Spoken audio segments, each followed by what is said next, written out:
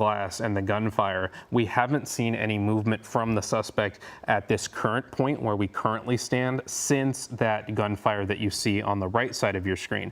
Once again, we believe that only less than lethal rounds were fired. Yep. And as we talk, there appears to be some movement there on the passenger side. Looks like his hands were. Yeah, his hands were out the window. You can see some of the officers there on the top of the screen taking up defensive positions. And I was mistaken, actually. We did actually see after those shots were fired, we saw the suspect put a pillow up against that passenger window, and then we haven't seen any movement from that point until just now, a couple of seconds ago, as Newscopter 7 moves around this tree to the other side. And we saw those, fingers out the passenger side window, and it looks like that looks to be a blanket now that has been extended through that window, through the door frame, and that's a bit of a new development now, right? Right. So we thought for a second, briefly, or at least I did, that maybe his hands were coming up because he was going to step out and end this all, but it appears that maybe he was trying to get the blanket situated to continue to barricade himself inside that van there. And maybe that's why we saw this individual's hands. But the officers are still certainly there waiting for him to come out at some point. And maybe they're also giving him commands. Of course, we can't hear that part. There's no audio there for us. We also want to mention, too, just, it's Friday evening. It's in the middle of rush hour. And this is certainly having a huge impact on traffic.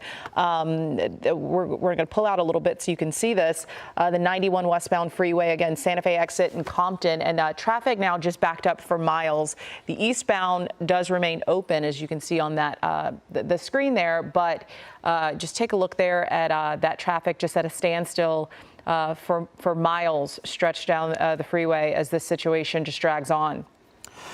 Yeah, I'm a little bit surprised that those eastbound lanes are still open. Usually CHP takes a more cautious approach anytime they think a suspect is armed, and from the information we've gotten so far, Long Beach PD appeared to believe that the suspect was armed, and they've, of course, delivered that information to CHP, so they know that the suspect is possibly armed, and that's why they're taking these defensive positions behind their vehicles. Brian, our photographer there, doing a great job showing us the wide shots and the close-ups. Back to the traffic we were talking about, which, of course, is, to anybody trying to move around on this Friday night. This is on the westbound 91 near the Santa Fe off-ramp, and traffic is backed up. I'm looking at some of our traffic maps here. Traffic's backed up all the way to the 605 right now. It doesn't look like it's affecting too much on the 710, even though that's where this was earlier, but things appear to be a little bit smoother sailing on that 710. So that 91 westbound definitely affected, definitely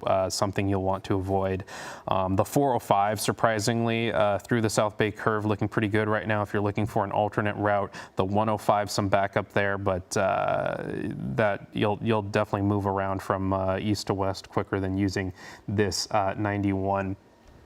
As we look again at the CHP officers, definitely taking a defensive stance. When we saw that movement earlier in the van, we saw these officers, they appeared to be almost surprised, it looked like, with the lack of visibility. I can assume at this point that there's probably a lack of communication. Usually they would like to be calling out orders to the suspect and receive some kind of a response from the suspect, but because of that visual barrier, we haven't heard any indication that the suspect is responding verbally or anything of that nature. So that lack of communication definitely raises the stakes as far as the standoff portion of this goes. So these officers have to take this defensive stance and just kind of wait for something to happen here. But we do know the vehicle, it may not be completely incapacitated, but it has a lot of damage to it. At least 2 of the wheels have been flattened, 2 of the tires, excuse me. We don't know how exactly that happened, if that was part of that first pursuit that Long Beach PD was involved in. But at least at this point, 2 of the wheels are down. The vehicle has been involved in a crash. We saw that pit maneuver video earlier that led us to what we're looking at right now, where the van spun around and hit the right side wall. And you're seeing that video now. Thank you, Lita, our director, for rolling that. So we don't know if the vehicle is completely unable to be moved, but definitely completely surrounded. And at this point, officers have the element of time on their hands. This suspect can, wait and wait and wait until he's hungry or has to go to the bathroom. But these officers, they can switch out different shifts and they can get different people in there. So they're definitely in this for the long haul. There's more than likely the likelihood that LA County Sheriff's SEB Bureau officers have been called. That's the Special Enforcement Bureau, known to most people as SWAT. So those teams are on the way with the Bearcat armored vehicles. They can get in there pretty close, and they can use other non-lethal means to try and get this suspect to give up peacefully, or at least take this standoff into the later hours of the night. But definitely, all of those things said, that 91 freeway is going to be off limits for a good while longer. Yeah, I would imagine too that it makes it difficult, just the barrier there with this blanket or sheet or whatever it is, pillowcase, it could be any number of things. But as officers have kind of lost that visibility to see what this person's doing inside of the vehicle, I think that makes it a little bit more difficult for them. And that's probably part of the plan and why he put it up there to decrease the visibility. But like you said, now it's just waiting it out, but not seeing what he's doing inside the vehicle, and knowing that he is, I believe we think he's armed or know that he is. That I think is a little bit unsettling. And again, you mentioned just that kind of defensive stand behind their vehicles there in case there happened to be some type of exchange of gunfire there. As this situation kind of goes into the night, we see that the sun is, setting, and then I guess the cover of darkness also adds another element to it as they try to get this person to come out of the vehicle and surrender after what has been several hours of, again, to recap, if someone's just joining us, what started as a pursuit on the 710 with an individual, a kidnapping pursuit. Then there was a standoff for some time. The man got back into the van, and at some point, and we're unclear when, the kidnapping victim, a female as we understand, who was in that vehicle, was able to escape. And then officers obviously still in pursuit of the suspect there. So after the pursuit, there was a standoff for quite some time, and then there was, at some point, he decided that his vehicle was still working enough that he would pull off again, and maybe we'll play that video again. But at that point, there's a pit maneuver. You're seeing the wheels on just their last legs, not able to go very quickly, and that kind of brings us to the point where we are now. We're back in standoff mode as the vehicle just sits there with some type of covering in the passenger side window, waiting for, what happens next. Meantime, drivers trying to make their way home on a Friday afternoon probably are very frustrated right now as they deal with the situation on the 91 westbound freeway. Yeah, very frustrating situation for drivers, and we were talking about kind of what led up to this. Multiple standoff scenes, multiple pursuits, multiple jurisdictions, and you have to wonder what the mental state of this suspect is like right now, because the behavior that we saw earlier, the earlier standoff, and then the standoff leading to a short secondary pursuit, really. And at the end of that secondary pursuit, we saw the suspect stop on the side of the freeway and get out and walk around for a little bit and then get back into the car and continue on. So that led to kind of a third pursuit, if you will, with now CHP behind the suspect. This was about southbound 710 about an hour ago. and then the suspect continued westbound, or the driver continued westbound 91, at which point that's when we saw the pit maneuver that we showed video of earlier on, and that led to the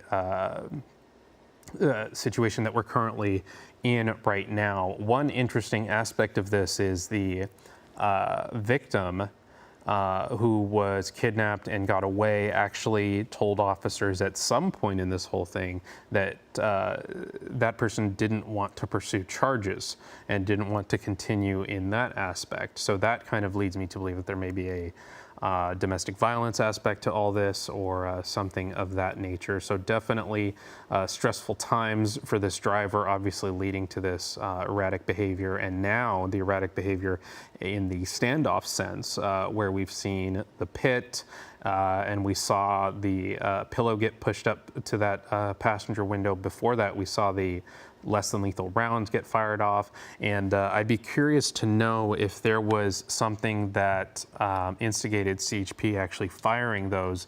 Oh, I see some movement there from the passenger window. I'm not sure if that's just the wind or if there's something else causing that. It could very well just be the wind. A breezy night there in what we're now being told is the Compton area now. So that's probably all that was. But, you know, it's really hard to tell. Mm-hmm. And we did see, too, kind of in the corner, left bottom corner, just a couple moments ago, another patrol vehicle also showed up on scene. So it seems like there might be more reinforcement coming in. And more backup as the situation stretches on. You know, regardless of the victim saying, hey, I don't want to pursue charges, I mean, certainly there's a number of charges now that are going to be on the table for this entire situation, and, you know, leading officers on a pursuit and the standoff, and just what we've seen transpire. So interesting, you know, a lot of unanswered questions in terms of what that situation was, the relationship between the suspect here in this van and the victim, and also where that individual is now, how they were able to get away. You imagine that there's somewhere maybe with police answering questions about how this all started, and maybe even, I don't know, helping to somehow get in contact with this person as the standoff, as they try to, you know, get him to surrender peacefully. I'm not too familiar with how those situations play out and how those negotiation conversations go, but the end result is to get this person out as safely as possible, not only for his safety, right, but for the officer's safety too. And as we kind of watch these, often there are some tense moments of, okay, how is this gonna go? How does this end? You'll have to excuse our live pictures. We're going to see the live pictures drop out momentarily, and we're going to roll some tape earlier in this pursuit as we work on the transmissions aspect in Air 7 to try and make the picture a little more cleaner for us there. But this is what happened earlier, what led to where we currently are. This is at that same location at the 91 westbound near that Santa Fe off-ramp, and you can see those less than lethal rounds being fired through that passenger window, those bullet holes, the breaking glass, multiple rounds that were being fired at that point. Those went through that passenger window. We also saw rounds go through the back window of this van. On the other side of the van, I believe it has the name of a company, and hopefully we'll see that when we go back to the live pictures. Oh, there it is, Planet Tree Service Inc. So we're going to try and figure out what that company is, and maybe that could lead us to a little bit of insight into who this suspect is and what may have led them to the events that have transpired today. Now we're back with these live pictures now. Sometimes Air 7 needs to switch receivers to get a better signal back and forth between them and us. So that's what just happened there, to give you folks at home a little bit of inside baseball there. But now we're looking back live at these pictures where you can see nothing has really changed. You see A lot of these CHP officers, I count 1, 2, 3, 4, 5, 6, 7, 8, 9, 10, and there's more further down the freeway. If Brian, our photographer, widens out the shot a little bit, we might be able to see the extent at which CHP has their resources on scene here. I believe there might be another CHP unit a little bit further down the road helping with traffic control. But at this point, CHP is going to hold their positions. You can see there another unit coming up the wrong way. That is pretty normal with something like this. But CHP officers are going to hold their positions and pretty much wait for assistance. You can be sure that that's an LA County Sheriff's deputy. So that kind of leads to what I was going to add, and that is that CHP is going to be calling for SWAT resources on this, and that is more than likely that's going to come from LA County Sheriff's Department and their Special Enforcement Bureau. We've done stories on their Barricade and their Medcat armored vehicles that they're really essential in scenes like this in terms of getting eyes on a suspect that is, hiding or in an area difficult to view or inside a vehicle like this. So those resources have surely been called as CHP officers wait and see what this suspect decides to do next. Yeah, and to the suspect's advantage, oftentimes when we see pursuits, it's usually a vehicle which is a lot smaller and more easily able to see inside. But for this suspect in this van, he doesn't have to stay in the front area. The one window is blocked off on the passenger side by the towel or whatever it is. And at any point, if he's crawling around or goes to the back or has access through the front to get into the back, then you don't really know where he is in this vehicle right now as you try to locate him and pinpoint him and get him to come out. I believe the back window was damaged at some point, blown out. So, that would maybe hopefully give these officers a little bit better view, these officers and now deputies, a little bit better view inside possibly, but, where is he? And again, I see a little bit of movement with the window, but that tree there is also blowing pretty aggressively, so it seems like that's just the wind and not any movement coming from inside right now as we get a close-up on the vehicle.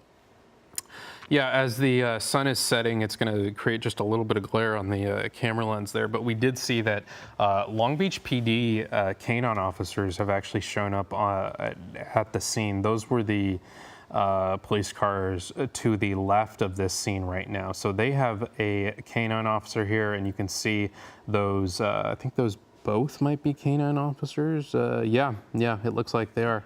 And those are both going to be from Long Beach PD.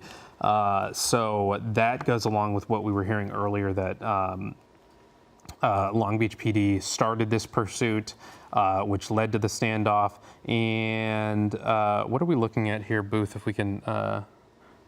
Okay, so we now have Air 7 HD back on the scene here with a little bit of a closer view on the passenger side window, and you can see now some movement there. The suspect has a hand on the door and has kind of moved the blanket off to the side there. And Booth, I believe Chris Christie is now joining us. Let me know if we can have him join the conversation now.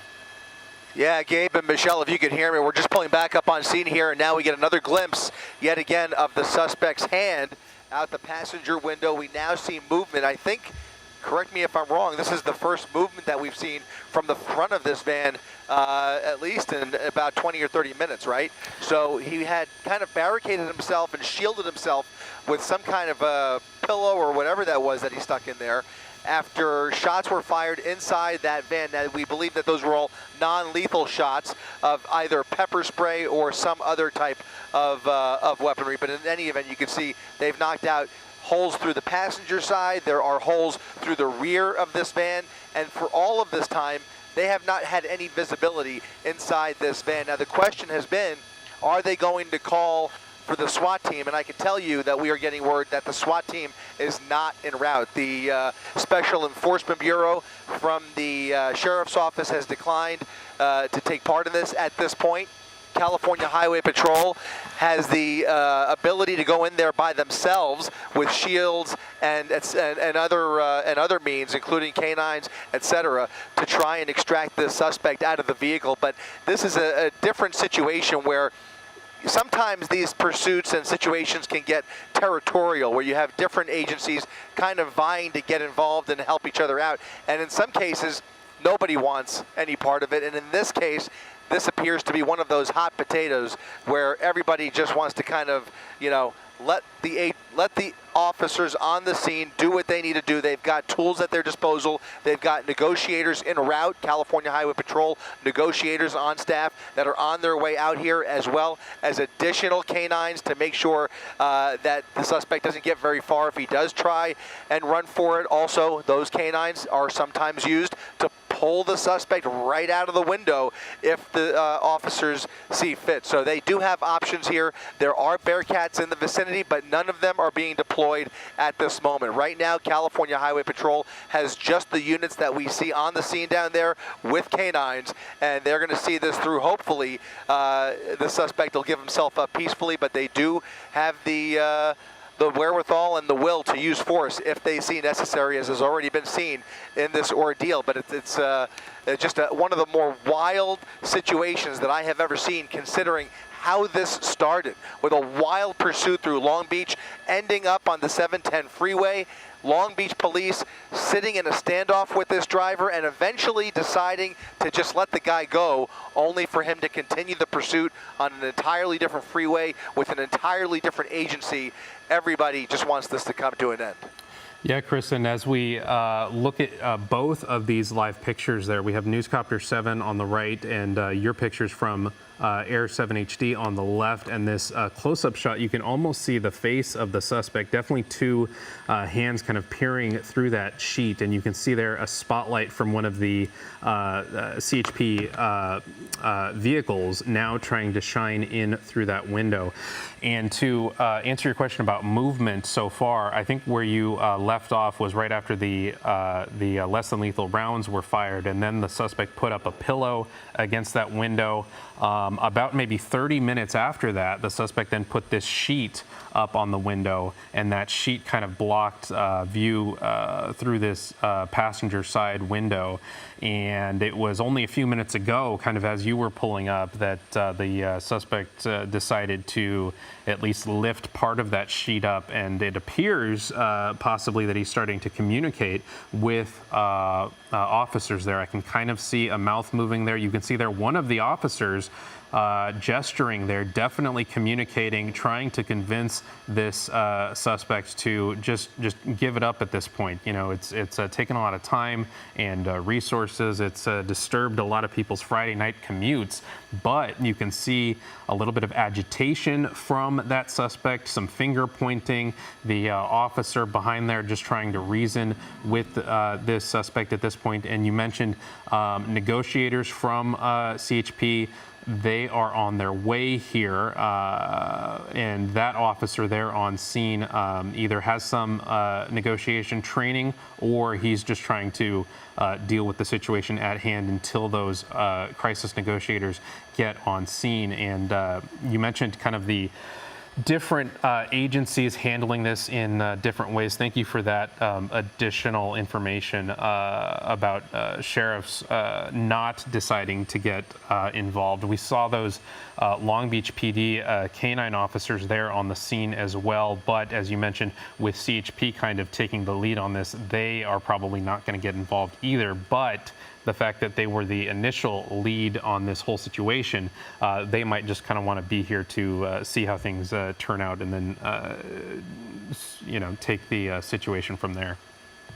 Yeah, they will stand by in the background, but of course, as you know, Gabe, CHP definitely is the one in charge, and when they are on a pursuit or any situation like this, they tend to do it all on their own, and if they need assistance, they'll ask for it, but typically they are one of the more, territorial agencies. Anyways, and I'm noticing here a lot more communication, as you pointed out, and that's a good sign because really it's not a great view, but it's the first decent view that we have seen of his face and his demeanor as he's now communicating really for the first time with that officer right there. And so communication is good. They could see his hands at least for the time being. That is good. And if he's exchanging some kind of information or personal information or what any kind of information, it's all intel for these officers in terms of figuring out how to proceed forward. And those negotiators are going to come in very handy, whether that officer is one of them or if it's a uniformed negotiator that'll be pulling in here. They do appear to at least be talking to him. And now all of those unknowns of what's happening in the back of the van are a little more known, as long as they could see his hands and communicate with him in the front of that van in the passenger seat there. He's not in a position to put it in reverse and try and get away here. I don't think the van is in any position to move from the shoulder there. He's really wedged in there with no tires left, and it was an effective pit that really brought this to an end. Just a matter of how he ends up getting out of the vehicle. We know that at one point, right before the pit maneuver, he lit something up, whether it was a cigarette or something else. He was smoking something, and you know, he was basically, you got the impression that he was, you know, starting to relax. He had one hand on the wheel, just kind of cruising at a very slow speed down the freeway. And now, and if not yet, you know, he just wants, at some point, he's going to get tired and just want this to come to an end. It's already been a long day for this guy. His adrenaline is going to start slowing down here, and he's just going to lose the stamina to keep up these tactics. Now, so far, you know, as long as they could see his hands and continue this communication, this conversation could go on for quite a while. But with any luck, hopefully it won't. I say that with the thoughts of all of the people who are stuck on the 91 freeway on my mind, because they have places to go. It's a Friday night at the end of rush hour. Traffic has been severely impacted this afternoon and this evening because of this ordeal, and it's not fun for anybody involved. So hopefully they can get him to pop open that door and just to come on out. And if he doesn't, at least he's in a position where you might think that they feel safe unleashing the canine in his direction. Yeah, visual confirmation is key in this situation. Just the fact that we can see both of his hands, we can see where the suspect is. Michelle, you were talking about earlier, just the fact that this is a van, and earlier when we didn't have a view into the front area of the van, you know, the thought was that the suspect could be anywhere inside the van. So now that we see, you know, both of his hands, we see that he's, you know, for sure in that front portion of the van, that at least gives officers better comfort in, you know, being able to handle this situation. And just the fact that he's communicating with officers at this point is definitely a very good sign. I want to mention something that we talked about earlier. There is the name of a business on the side of this van. We do have indication from earlier radio traffic from CHP that CHP believes that the suspect in this vehicle has nothing to do with that company. So I don't want to, you know, falsely tie this company to anything else, but we are hearing from CHP that the owner of that company sold this van recently, and that's how this van got tangled up in this whole thing, and it just still happens to have the name of that company on this van. But in any event, as we continue to watch these live pictures, you see that officer in the bottom right corner of your screen. He was doing some talking there and just took a bit of a defensive position, now has his gun drawn. That's a little bit of a kind of a negative turn of events, right, Chris?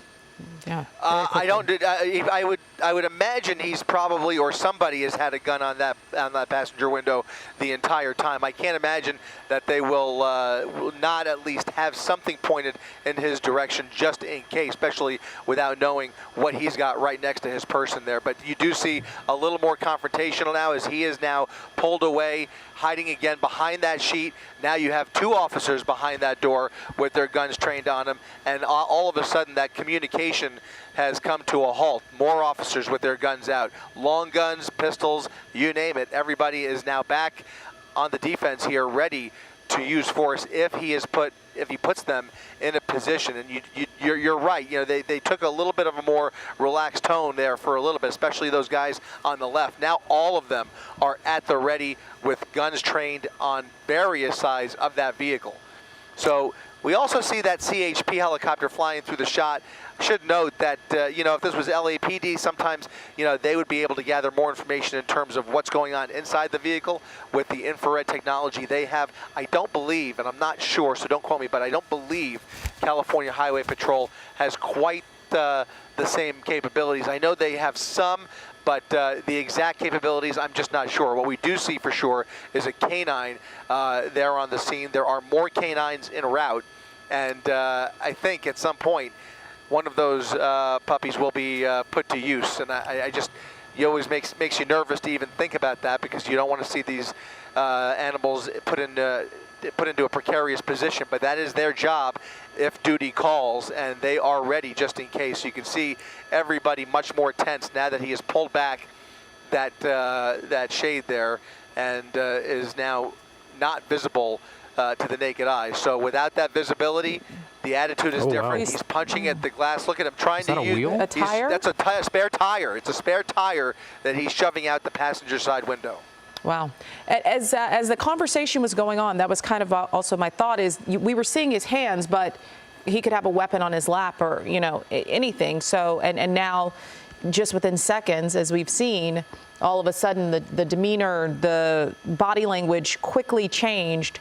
And now we're seeing the spare tire and what appears to be a brown paper bag on top of it being used to, for what reason, I don't know. I mean, only speculation, to make the barricade a little bit. Yeah, just trying to hide. He's basically trying to hide and essentially, for all intents and purposes, barricading himself, maybe not as effectively as he would like, but again, it's evidence that he's got very limited tools at his disposal inside that van. Let's hope that a spare tire is his heaviest tool in there, because really, if it's just a matter of waiting him out, they could do that, and they can eventually, at some point, I mean, again, this has the potential, even though we don't have armored vehicles in the situation yet, it's certainly a potential at some point later on, when enough is enough, that they will force tear gas into that vehicle and eventually smoke the suspect out. But without those Bearcats, without special enforcement on the scene down there, no SWAT teams at the ready at the moment, it's really just a lot of antics and watching it play out. It's a waiting game. Time is on the side of law enforcement here, but they have all the time in the world. They could play these games all night long until he's ready to give up. And it's like he's just kind of grasping for anything in that van, and we don't know what else could be in that van, but we do hope that is the extent of it, that it's only small, lightweight things. You see him now trying to shove a cardboard box out the window of that van, and that canine is at the ready, chomping at the bit to try and get in there. I would say, the suspect's face is just kind of peeking through there above that cardboard box. Yeah, he's peeking through, but that cardboard box and that tire is enough to really cut down the chances of them deploying that canine. That canine is not going to be deployed unless they have some visibility into what's going on in there, and an entry point for the dog to even get through the window. So it is at least having the effect of holding off the dog at this point. The tire, the cardboard, it's not it's not exactly grade A Teflon shielding, but it does have the effect of holding off that dog. The very definition of a barricade, albeit using whatever is at this man's disposal, from the blanket to the pillow, that spare tire, and now this cardboard box. Earlier, when we had kind of a better view of the suspect, it probably would have been a better time to have the dog go in there, not to second guess anybody. But now that you have all that debris, I'll call it, in that passenger window, that's going to hold off, as you were saying, probably hold off the opportunity for that CHP canine to jump in there. It is interesting that you mentioned that CHP is going to kind of, handle everything here. And I saw on the back of that CHP officer's vest, it said CHP. So that is a CHP canine that has been specially requested to this scene to deal with this situation, as we see officers continuing to take this defensive stance, just kind of waiting to see what this suspect does.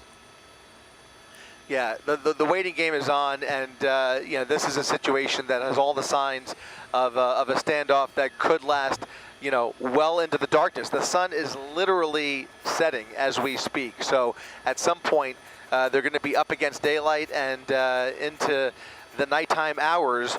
Again, it could end in 5 minutes, as I say that, or this could go well into the night. I kind of doubt it.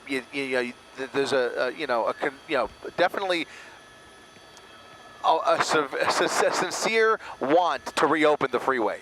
They want to reopen the freeway because thousands and thousands and thousands of people are stuck in this mess. And shutting down an LA freeway is not something that they take lightly. Of course, there's a million reasons why we see it done all the time, but they have to figure this out. But again, not at the risk of any of the lives down there on the ground. They're not going to put any officers in danger. They're not going to even put those dogs in danger unless they feel confident sending them in there, which is why that animal right there, that canine unit, that is a last resort. They will exhaust all other options before that canine goes in there, but we have certainly seen it happen numerous times. Again, with all of that debris in the passenger side, I don't think that'll be the entry point, but at least it's blocked. It does appear that he's got a little bit of a window to still kind of stick his head out a little bit and yell at these officers. What he's saying, we can only guess what he's trying to say or what he's trying to communicate. We saw him gesturing with his index finger earlier as if he was maybe begging them not to shoot anymore. He probably didn't like that the first time around, especially with those pepper balls floating through shooting through the front of that van. I'm sure that was uncomfortable, but it did not have the desired effect of extracting him from the vehicle, and that is the priority right now. You just don't know how long this is going to take, but it's really anybody's guess. It could go on for quite some time, or they might make a decision to end this sooner rather than later. But without the heavy artillery, it's not a good sign in terms of everybody's dinner time here. Is there anything happening on the driver's side? We can't really see it from this angle, but is that the driver's side still intact there on the other side, the driver's side window? Is he doing anything there? Are officers kind of focusing their attention on that side in case he decides to use that route to try to hop out that way or anything? So what they don't have is anybody directly blocking the driver's side. Of course, they have units further up there, so he's not going to get very far if he does run out. But it looks like maybe if you widen out, Rob, just a little bit, there's an officer there's a handful of officers all the way up there on the left lanes.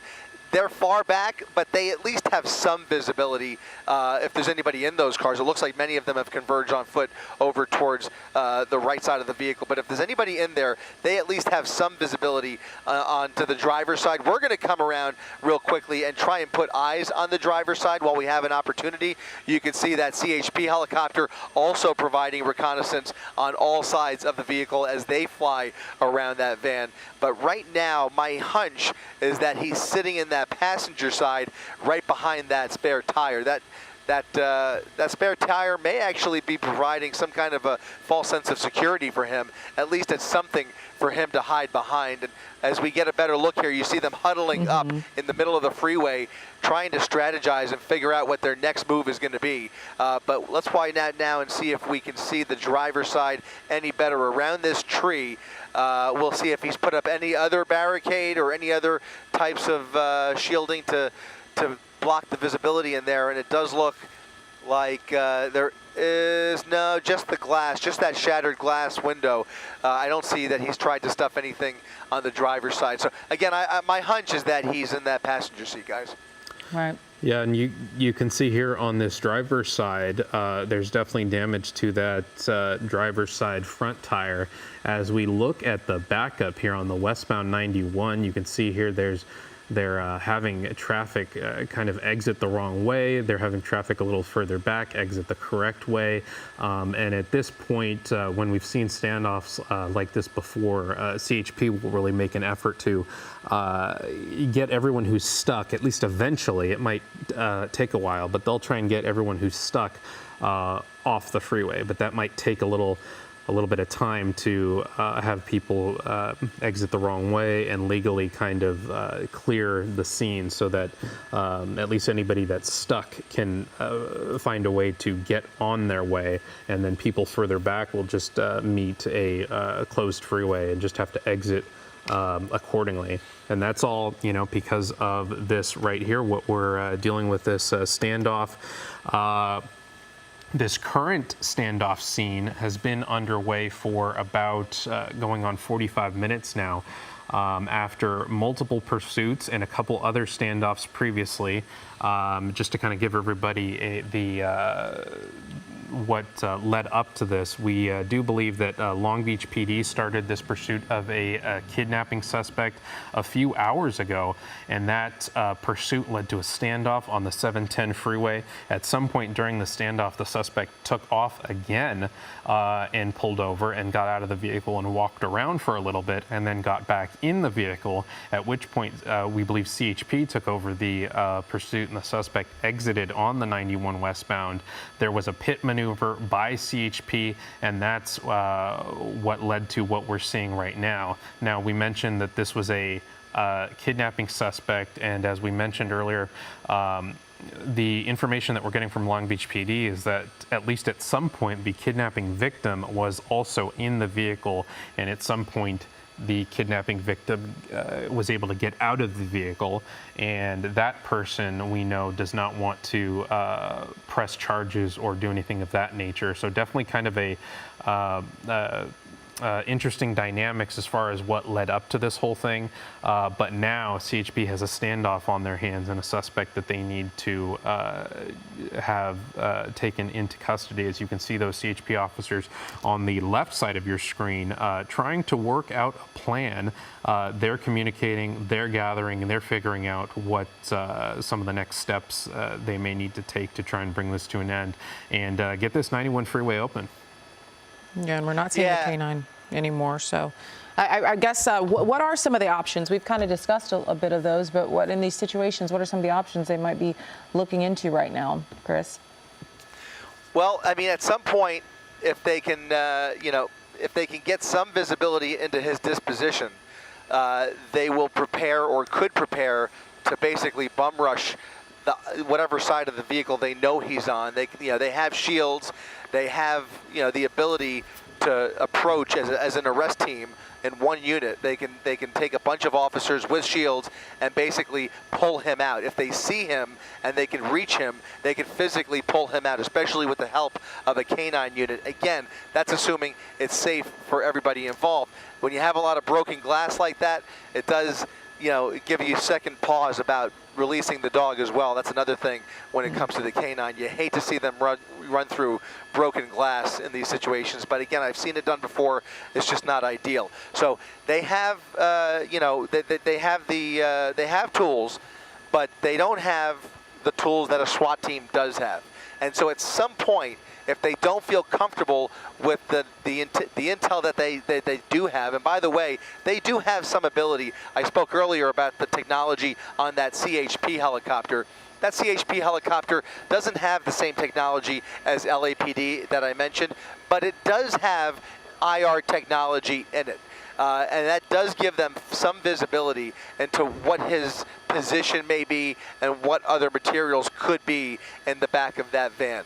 It's a different technology, but it's still very good technology that gives them some intel that at least we don't have. So they have a little more resources to work with than what we're seeing here. But now you see, as an insurance policy, an additional CHP cruiser has now blocked him in, just in case there was any hope of him pulling into reverse. Quite frankly, I think that vehicle was finally done, but now he certainly has the added obstacle of a cruiser that has blocked him in. So he's not going to be able to move that vehicle. Whatever he does will most likely be on foot, whether he surrenders peacefully on foot with his hands up or this plays out some other way. That's the big question. Well, and I mean, too, we see, and this probably wouldn't be very smart of him, but and the reason why I was asking a bit earlier about what's happening on the driver's side is if he wanted to try to hop out and then jump over into that vegetation there. I mean, by the time he'd do that, obviously, you know, I don't think he'd get very far, but. yeah, exactly. Well, that is a possibility, and then it would turn into a foot pursuit. But here comes the arrest team that I just spoke about just a couple minutes ago. They are putting a unit together, 2 officers in the lead there as they march towards the vehicle, weapons drawn, shields up. What they're probably going to do here is pull down that pillow and maybe even pull out the tire, and then you'll see them retreat slightly if that gives them better visibility. So the first step is to get that cardboard out of the way. Are those what's up top there, guys? That's not, those aren't hands. Yeah, they don't see his hands, so they're going to pull that cardboard out, and then maybe even that sheet there. There's the sheet. Yep. The sheet is jammed in the door, but there goes the sheet. There goes the cardboard, and we'll see. You see the shields blocking the suspect. He's trying to pull that sheet back inside the vehicle, but he's basically hiding under the sheet. He's hiding under that blanket. And so they tried to pull it. They were able to dislodge it from the passenger side door, but he's still holding on tightly to that sheet. And unfortunately, they did not manage to pull away that cardboard. They're probably going to give that another shot. And if you think about it, if we replay what we just saw, this was probably the smartest possible move that they could have done. Make an attempt to approach the vehicle. They feel pretty confident that he's in that passenger seat, and they just, you know, if they could, try and remove those obstacles. Try and remove that cardboard, the blanket, the tire, and then the game kind of starts from scratch again. Yeah, definitely seeing a lot of movement there from the pursuit suspect here, and definitely a coordinated move by CHP to move in and try and grab some of those things. He obviously tried to pull the sheet back in, but the hope is that maybe this move will try and encourage the suspect to change his mind about things and let him know that CHP is pretty serious. Like, they will move in and they will try that again in due time. And it's very interesting that they pulled that CHP vehicle up behind the van to try and add an additional layer of security to try and prevent, even with the tires damaged as they are, to try and prevent any further movement from this van.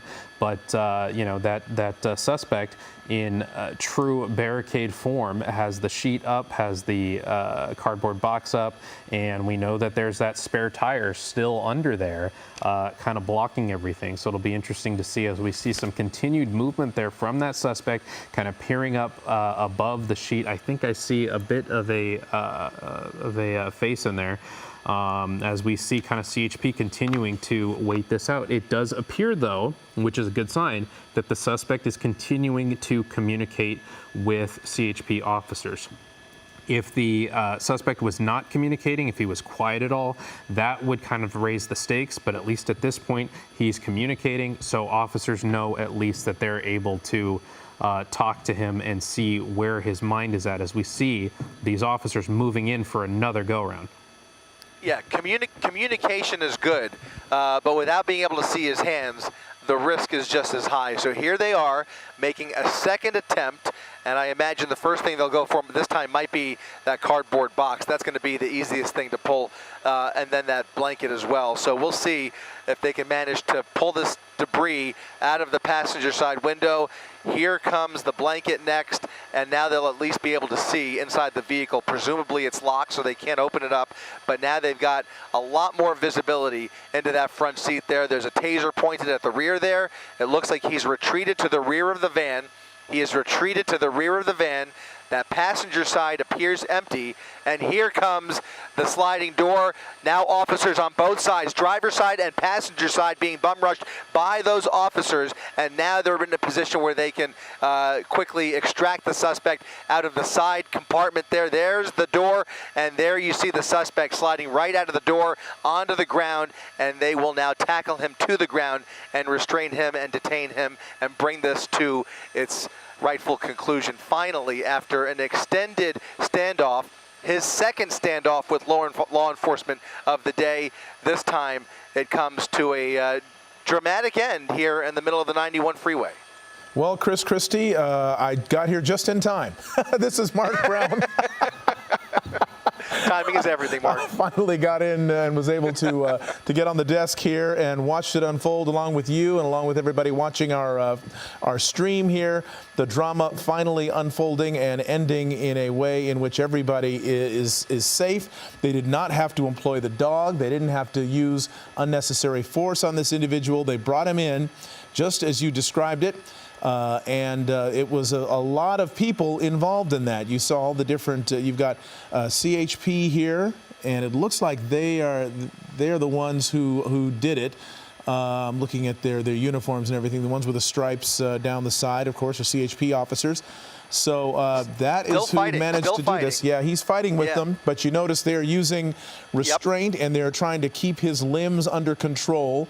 And in so doing, protect themselves and him. They are checking out the van to see if there might be anybody else in there. This began, of course, with a report of a kidnapping, which and has ended pretty safely. Apparently, nobody was kidnapped that we know of. There's nobody in the van, and now you have, after a long standoff on the 91 freeway, the traffic has to be tremendous. Could you show us what awaits the drivers on the westbound side of the 91 freeway?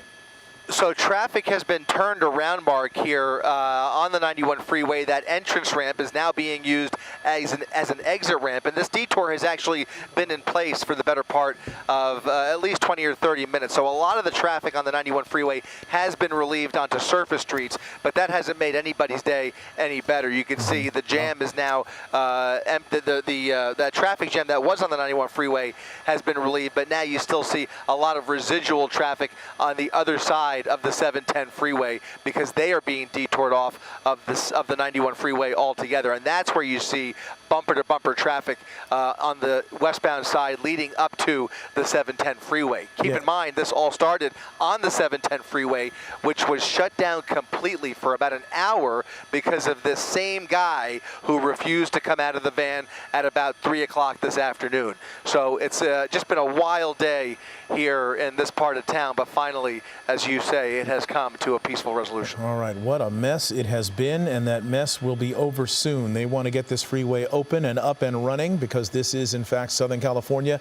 We rely on our freeways to move people and commerce and all manner of things, and people want to get home. So they're going to clear this up as soon as they can. They're going to get this suspect under control and into custody. My question is whether there might be something else going on with him because they haven't stood him up yet. He is not standing. He's still on the ground, and there's people tending to him. We don't know whether he's got to be fully restrained at this point, but whether he's still putting up a fight, we don't know. Looks like they're going to stand him up now, hopefully. We'll see. It's probably, he's he's still wailing around, kicking his feet. He's putting up a struggle, and I do think that in all likelihood, I suspect he will require some medical attention at the end of this either way. So there's probably already an ambulance in place. If not, they're on the way out here to treat the suspect and probably take him to the hospital if he is injured. But I just have to point out, just when you think about all of the different ways CHP could have solved this, and with the tools at their disposal, the canines at the ready, it was so expertly executed with officers ambushing both sides of the vehicle, ready no matter what happened, and quickly able to unlock the vehicle so they could slide that passenger side door open, and sure enough, they were able to get him out of there and end this as expeditiously and expertly as possible. So just a great job by these officers. I wonder if they train specifically in extricating barricaded people from vehicles, given that they're their area of patrol and responsibility is the freeways and highways. If this is something that they train for and were able to execute because of some prior knowledge. They absolutely are. They absolutely are. These CHP officers are state police officers that go through extensive training for situations just like this. You know, we're a little spoiled here in the metro area where there are so many other agencies that are able to assist with SWAT teams and every other type of technology that you could possibly think of. But there are many other situations and many other parts of the state of California where you don't have all of those tools, and it's up to those officers on the scene to bring situations like this to a safe conclusion. And sure enough, the training paid off today. All right, and so what we're seeing now is a gurney being brought from that ambulance nearby. The suspect, his arms, it appears his arms and legs are shackled. He is face down on that gurney, no longer fighting. But clearly impaired in some way, and probably under the influence as well, just based on what we witnessed between him lighting up in the driver's seat and his behavior.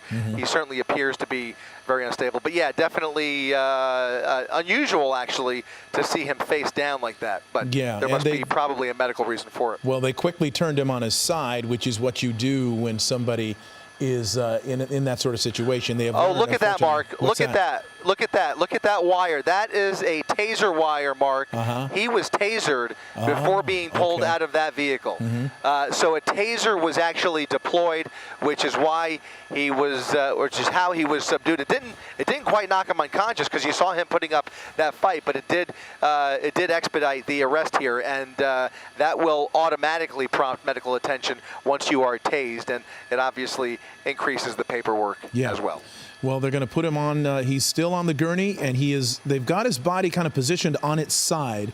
That is a lesson that, excuse me, law enforcement has learned over the years. If you've got somebody who's restrained, hands and feet, perhaps even hogtied, if you put them on their stomach, it puts too much stress on the heart. They have to lay them on their side to allow for them to breathe properly and not put as much stress on their heart. These are all things that have been learned, unfortunately, as suspects have died in custody after being restrained, who were combative. And so this is a procedure that they are working on here.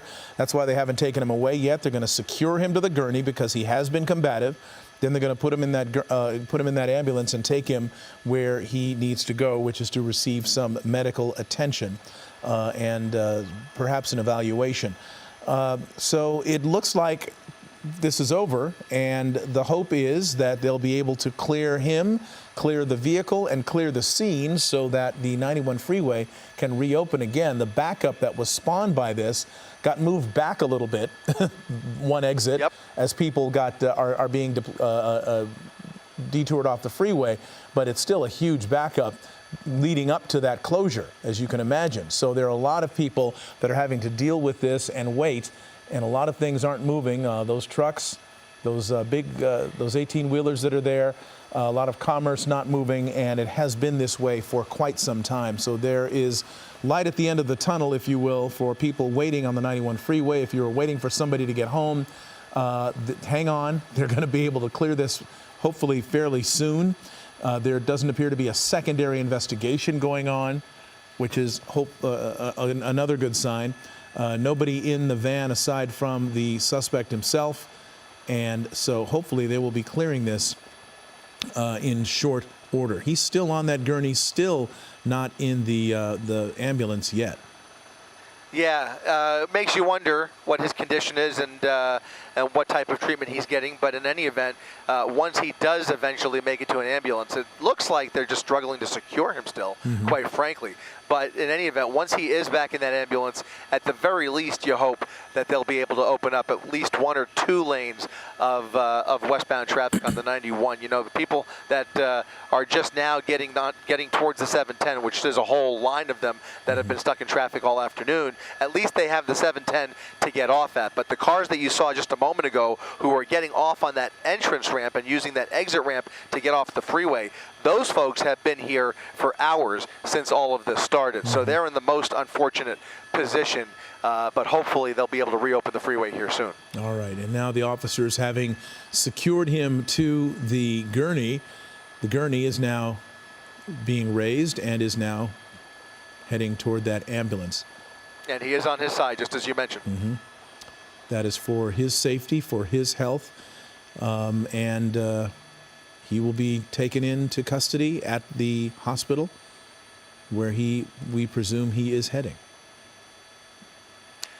Yeah, just again, incredible when you think about what we have witnessed from the very beginning of this ordeal this afternoon. I mean, a wild pursuit that ended, I mean, he was all four tires at the beginning, at the end of the first pursuit, all four tires were already gone. And then there was an extensive standoff where the SWAT team was eventually turned away, and the decision was made by whoever was in the vehicle and got out of the vehicle. They were calling her a victim originally, and then they stopped using that terminology. But the person who was in the vehicle with him basically said she didn't want to press charges, and it seemed to be, you know, my educated guess, some kind of a domestic dispute of some sort. Ended up with the police basically letting him go, and then he started to move after a standoff that just seemed never ending. And then a slow speed pursuit took them onto the 91 freeway where he pulled over, and then everybody went home. Long Beach police went back to base. They turned the SWAT team around. The pursuit was called off, and he was just left on the side of the 91 freeway. And just as we were about to leave the scene, I think around 5 o'clock, maybe a little bit after, the pursuit was on again. California Highway Patrol approached the vehicle, and he refused to come out.